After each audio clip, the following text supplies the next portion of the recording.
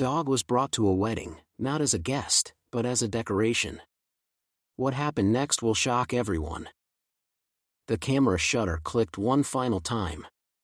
Jason lowered his lens. Something was terribly wrong. The bride looked perfect. Her dress sparkled like diamonds. The groom beamed with joy. But in his arms sat a golden retriever puppy. The puppy was shaking. Not from excitement. From pure terror. Jason had photographed hundreds of weddings. He knew the difference between happy and scared. This puppy was absolutely petrified. "Hold him tighter," the wedding planner snapped. She yanked the leash harder. The puppy whimpered softly. Nobody seemed to notice. The bride laughed. She posed for another shot. The puppy's eyes darted around frantically. Looking for escape. Finding none. Jason felt his stomach twist. This was not normal. "Where did you find him?" Jason asked casually. He kept snapping photos. The bride smiled wider. "Online ad," she giggled. Some family was giving him away. Free to good home. Her maid of honor joined the conversation. "You are so clever, Rachel. Using a real puppy instead of flowers." Rachel preened. "I know, right? The photos will be absolutely magical." The puppy tried to squirm away. The wedding planner jerked the leash again. Harder this time. The puppy yelped. "Careful," Jason said quietly. His hands tightened on his camera. "You might hurt him." Rachel waved dismissively. "He will be fine. We only need him for another hour." Another hour. Jason felt cold dread creeping up his spine. What happened after that hour? The puppy looked directly at Jason. Those brown eyes held a plea. "Help me. Please help me." Jason had seen that look before. In shelter photos. In rescue videos. Animals who knew they were in danger. "Smile, everyone," he called out. But his heart was breaking. The ceremony ended at sunset. Guests moved toward the reception hall. Jason packed his equipment slowly. Watching. Waiting. Rachel walked past carrying her bouquet. No puppy in sight. Jason felt panic rising. "Excuse me," he called after her. "Where's the puppy?" Rachel turned. Her smile looked different now. Colder. More calculating. "Oh, him? We are done with photos now." "Done with him how?" "He served his purpose." She shrugged. "The photos look amazing." Jason stared at her in horror. "But what happens to him now?" Before we continue with what Rachel told Jason next, don't forget to like and subscribe, it really helps the channel grow. Rachel checked her reflection in a window. "I honestly have no idea. Not my problem anymore." "Not your problem?" "He was just for photos, Jason. Like the flowers. Like the decorations." Jason felt something die inside him. "But he is alive." Rachel laughed. A sound like breaking glass. "Barely. He was practically free anyway." She walked away. Left Jason standing alone. With the horrible truth sinking in. This puppy had been used. Discarded. Thrown away like wedding confetti. Jason finished packing in record time. He needed to find that puppy. Fast. He searched the parking lot. No car with a puppy inside. His heart raced faster. Maybe they already drove away. Maybe he was too late. Maybe some poor creature was already abandoned somewhere. He checked behind the reception hall. Empty dumpsters. Scattered decorations. No signs of life. Then he heard it. A soft whimper. Jason followed the sound. Around the corner. Past the kitchen entrance. Down the stone steps. There he was. The golden retriever puppy sat alone. On the cold concrete steps. Still wearing his white bow tie. Still attached to his leash. But the leash was tied to nothing. Just laying there. Like someone had dropped it. And walked away forever. The puppy looked up at Jason. Recognition flickered in those brown eyes. The cameraman. The one who seemed kind. Jason knelt down slowly. "Hey buddy. Remember me?" The puppy's tail moved slightly. Just barely. Like he wanted to wag but was too scared. "Are you waiting for someone?" The puppy looked toward the door. Then back at Jason. His message was clear. Someone was supposed to come back. But they did not. Jason felt rage building. White-hot anger. How could anyone do this? "You have been here alone this whole time?" The puppy pressed against the cold stone wall. Trying to make himself invisible. Jason reached out his hand. Palm up. Non-threatening. "I will not hurt you. I promise." The puppy sniffed cautiously. Then something miraculous happened. He took one tiny step forward. Jason stared at the trembling puppy. His hands shook with rage. How could anyone be so cruel? But taking him home was impossible. Jason lived alone. Worked 16-hour days. Traveled constantly for weddings. He had no time for a dog. No experience with puppies. No idea what he was doing. "I am so sorry, buddy." His voice cracked. "I cannot keep you." The puppy looked up hopefully. Tail trying to wag. Still believing humans might help. Jason felt his heart breaking. But what choice did he have? He could call animal control. But they might put the puppy down. Too many strays already. He could take him to a shelter. But those places were overcrowded. Underfunded. Desperate. The puppy whimpered softly. Cold wind cut through his thin fur. He pressed closer to Jason. "Okay," Jason whispered. "Just for tonight. Until I figure something out." Jason lived in a tiny apartment. No yard. Barely room for himself. Definitely not puppy-proofed. The puppy cowered in the corner. Still wearing that ridiculous bow tie. Still shaking with fear. "You must be starving." Jason checked his empty fridge. Some leftover pizza.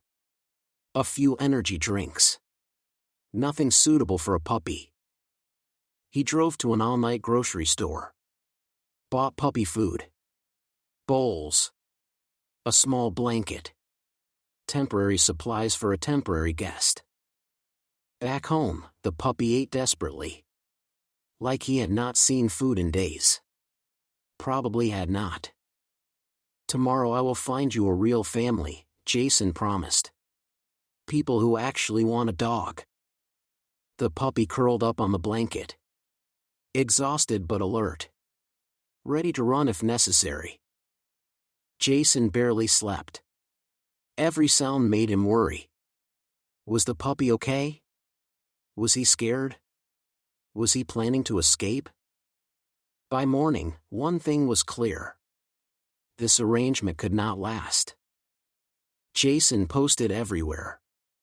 Craigslist. Facebook. Pet finder websites. Local newspapers. Found golden retriever puppy. Looking for family who gave him away. He included photos. Maybe the original family would see them. Maybe they were searching too. His phone stayed silent.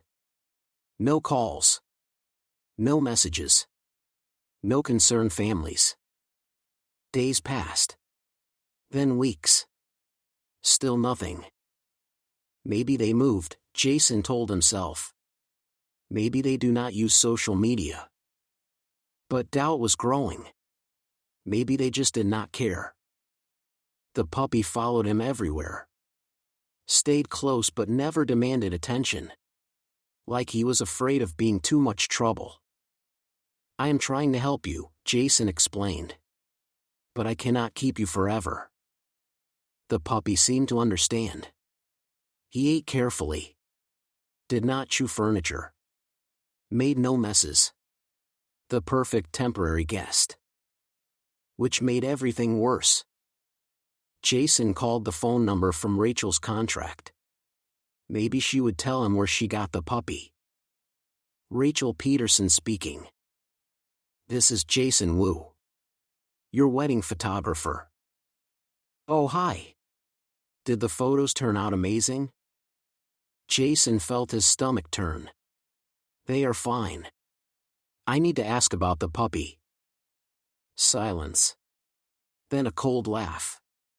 What about him? Where exactly did you get him? Some random family. Posted on Craigslist. Why do you care? Because you left him at the venue. Abandoned. So? Not my problem anymore. Jason felt fury rising. Do you remember their names? Phone number? God, no. I deleted that stuff immediately. You deleted it? Why would I keep it? I got what I needed. The line went dead. Jason stared at his phone in horror. No names. No contact information. No way to find the original family. The puppy was truly alone now. Jason kept posting ads. Kept hoping. But his heart was not in it anymore. The puppy was slowly healing. Still skittish. Still afraid. But beginning to trust. He would eat from Jason's hand now. Let himself be petted gently. Even wag his tail sometimes. You are getting attached, Jason warned himself. This is temporary. But was it really? Who else would take a traumatized puppy? Who else would have the patience? Jason started researching. Dog training. Puppy care. Veterinary costs. Just in case.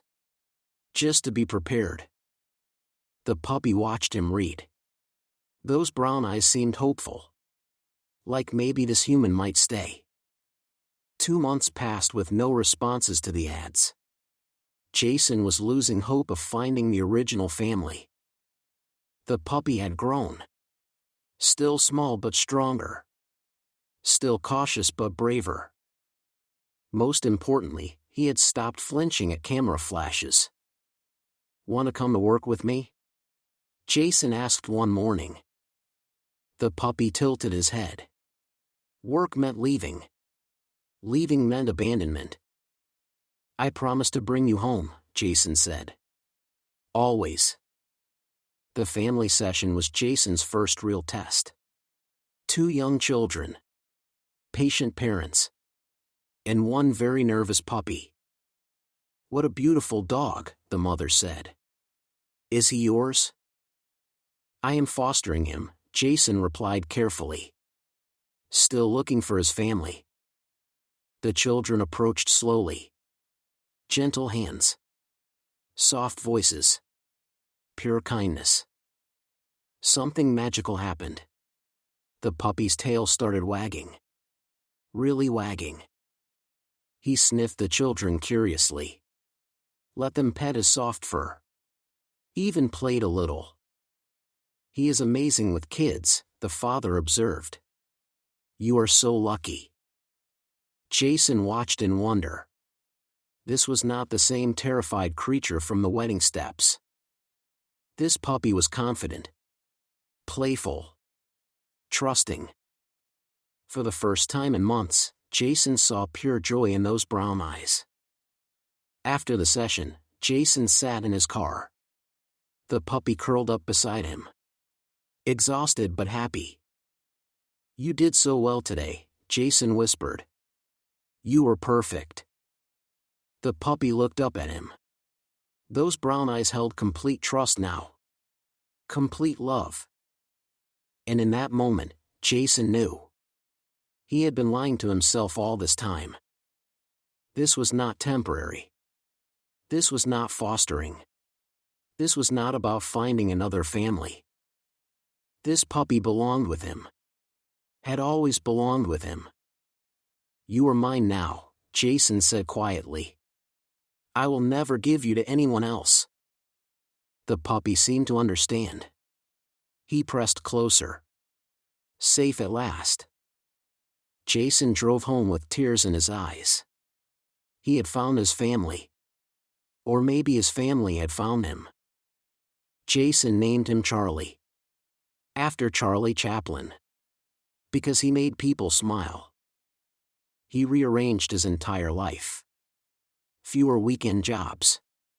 Shorter travel assignments. More time at home. "You changed everything," Jason told Charlie. "Made me better." Charlie had indeed changed everything. The apartment felt like home now. Work felt meaningful. Life felt complete. Months passed. Charlie grew into a beautiful dog. Confident. Loving. Loyal. He became Jason's assistant. Helped nervous clients relax. Made children laugh during photo sessions. It is like he remembers being scared, Jason realized. So he helps others feel safe. 1 year after that terrible wedding night, Jason got married. A small ceremony. Close friends. Family only. Charlie was the ring bearer. This time by choice. By love. By invitation. Walking down the aisle, Charlie held his head high. No fear. No shame. Pure pride. The photographer captured everything. The confidence. The love. The joy. After the ceremony, Jason knelt beside Charlie. "Thank you," he whispered. "For choosing me." Charlie licked his face. The message was clear. "Thank you for saving me." Life lesson: love sees treasure where others see trash. Sometimes the most precious gifts come wrapped in someone else's cruelty. Thank you for watching. Please don't forget to like, comment, and subscribe. It means a lot to me and really helps me continue making these incredible stories for you.